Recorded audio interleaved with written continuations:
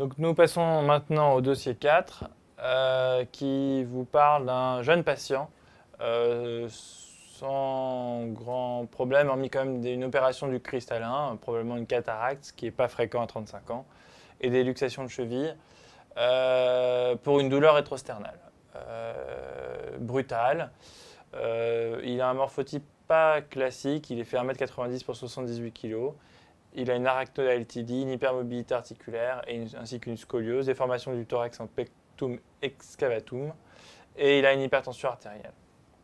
Donc, le bilan complémentaire minimal et obligatoire qu'il faut réaliser devant une douleur thoracique est le suivant. L'ECG pour éventuellement écarter tout ce qui est péricarde et tout ce qui est coronaire, une radio thoracique pour tout ce qui est bronchique, pulmonaire et éventuellement péricardique, une numération pour écarter une anémie pouvant donner de l'angor fonctionnel, les troponymes pour encore une fois évacuer tout ce qui est coronaire, et les gaz du sang, s'il y a une dyspnée qui est associée, ce qui n'était pas le cas, surtout pour tout ce qui est embolie pulmonaire, et éventuellement pneumonie et pleurésie. Voilà. Donc, voilà, le bilan minimum, ECG, radiothorax, NFS, tropo et gaz du sang. Quel diagnostic évoquez-vous concernant l'épisode aigu? Donc, il s'agissait d'une dissection aortique. Globalement, une dissection aortique, c'est une déchirure dans la média. Cette déchirure s'étend le long de la média, comme c'est bien expliqué ici, le long de l'arbre artériel, le long de l'aorte. Et vous avez cette partie-là qui est de l'intima qui flotte en fait dans la lumière aortique. Et c'est ça qu'on appelle le flap intimal. Quelles sont les deux classifications permettant d'orienter cette prise en charge, la prise en charge de la maladie? Donc, vous avez deux classifications qui globalement se ressemblent. La classification de Stanford et la classification de Debaquet. Et je vais revenir à la question suivante sur quelles sont ces classifications. Elles se ressemblent, je ne sais pas trop pourquoi on vous demande d'apprendre les deux. Globalement, ce qu'il faut retenir, c'est la chose suivante.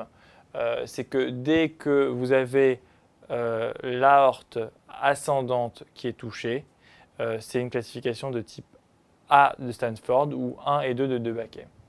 Et donc dans ce cas-là, est-ce qu'on pouvait d'emblée classer l'affection sans l'apport de l'imagerie? Il y avait une petite astuce dans ce dossier, c'était que le patient avait un souffle aortique qui est probablement en rapport avec une insuffisance aortique liée à la déchirure de la valve aortique qui est l'extension simplement rétrograde de votre dissection. Donc la classification de Stanford, comme je vous l'ai expliqué, c'est A pour aorte ascendante. Quand ça touche l'aorte ascendante, là, c'est un type A. Quand ça touche pas l'aorte ascendante, c'est-à-dire l'aorte descendante, c'est un type B. La classification de Debaquet, type 1 ou 2, c'est exactement la même chose qu'un type A. Globalement, le type 1, c'est uniquement l'aorte ascendante, et le type 2, c'est l'aorte ascendante étendue à l'aorte descendante. Donc oui, c'est un Stanford A ou un Debaquet type 1 ou 2, parce qu'il y avait un souffle diastolique qui évoquait très probablement une insuffisance aortique aiguë. Et avec ça, vous aviez déjà le diagnostic et le traitement qu'il fallait faire. Quels éléments cliniques présents et à rechercher conforteraient votre hypothèse? Donc, il fallait un peu se rappeler de son cours sur la dissection et l'insuffisance aortique. Le souffle diastolique qu'on avait déjà, l'élargissement de la différentielle qu'il fallait rechercher et les pouls hyperpulsatiles qu'il fallait encore rechercher dans le cas d'une insuffisance aortique. Pour la dissection, c'est une asymétrie tensionnelle, une asymétrie des pouls qu'il fallait rechercher. Et vous aviez déjà la poussée hypertensive et la douleur thoracique migratrice. quels sont les deux examens complémentaires qui peuvent affirmer votre diagnostic?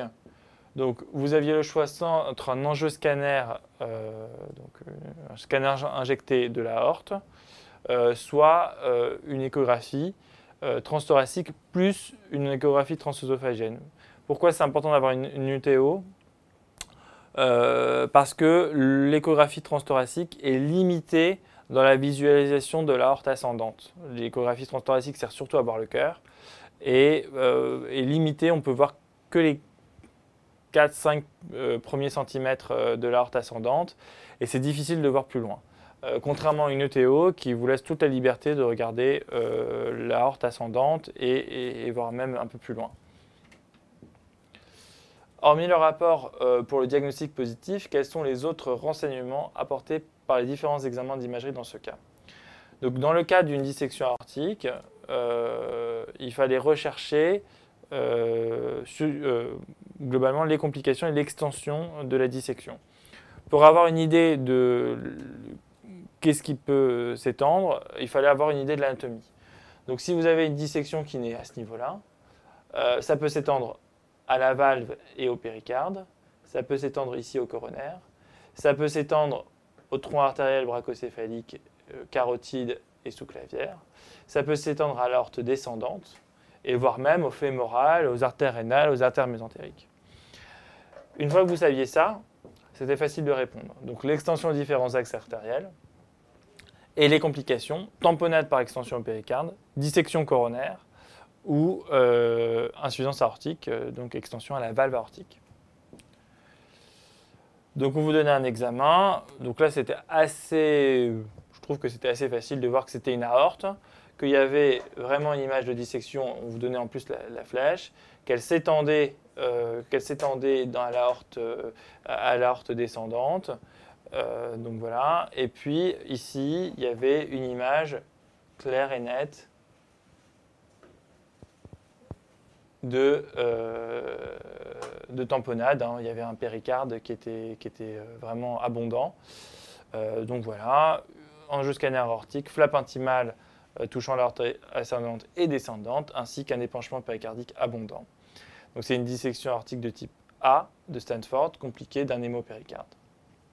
Quels sont les 5 principes de la prise en charge de votre patient? Donc l'idée c'est de faire une chirurgie. Donc je vous rappelle, type A, classification de A de Stanford ou type 1 et 2 de Baquet, c'est-à-dire touche l'aorte ascendante. Et là, c'est un traitement chirurgical en urgence. Quand ça ne touche pas l'aorte ascendante, c'est un traitement médical en urgence et le plus souvent, c'est un traitement de antihypertenseur. Donc, qu'est-ce qu'on fait? L'idée, c'est d'ouvrir l'aorte, repérer ici le flap,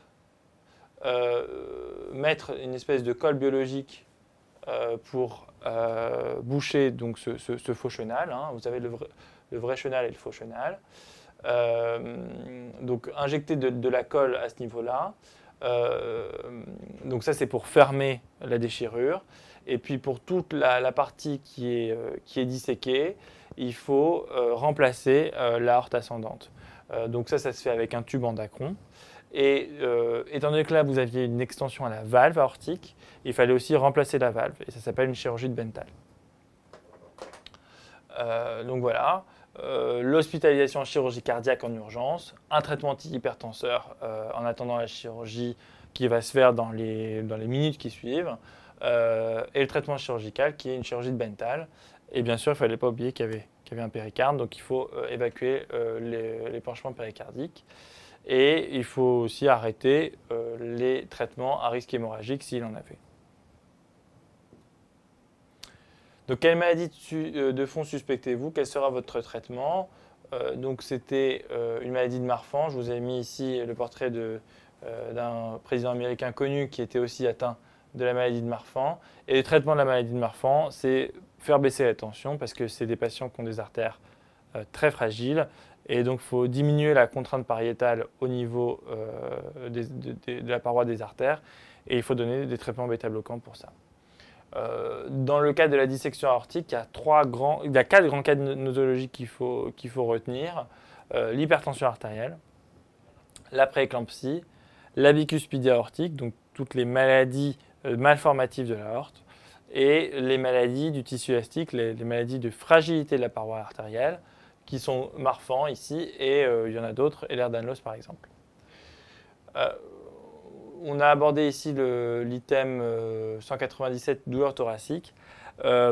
C'est un peu un piège, je trouve, cet item douleur thoracique, parce qu'il comprend en lui-même l'item dissection aortique. Donc je pense qu'il faut vraiment bien connaître la dissection aortique. C'est un item à part entier. C'est tombé plusieurs fois dans les annales des ECN, en tout cas dans les annales des internats précédents. Donc c'est tout à fait envisageable comme dossier.